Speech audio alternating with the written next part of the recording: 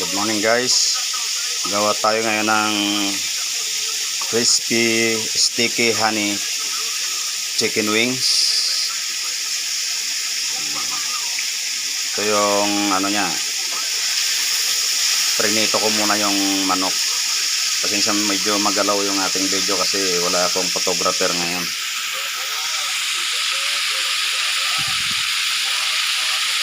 Ayan. Ang paggagawa,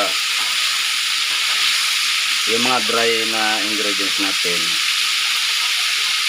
ihalo natin sa cornstarch, flour. Mix lang natin yan yung onion powder, garlic powder, tsaka paprika.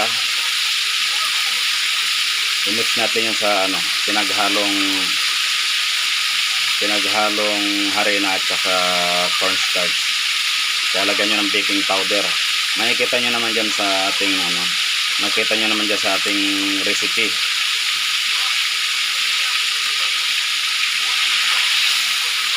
Okay, tapos mamaya gagawa naman tayo ng sauce nya, yung honey glaze. Gagawin naman natin yun.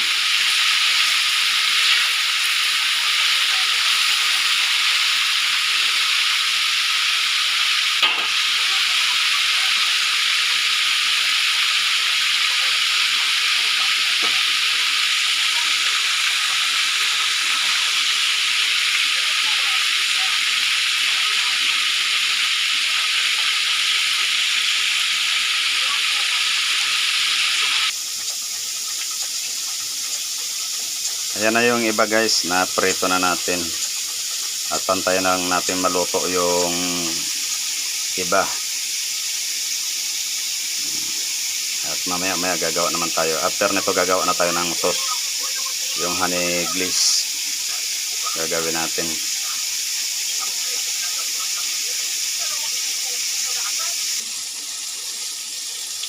Ayan guys, malapit na maluto yung ating chicken wings. Basta yung paggagawa ng chicken wings, ang pagpiprito niyan, i-coat nyo sa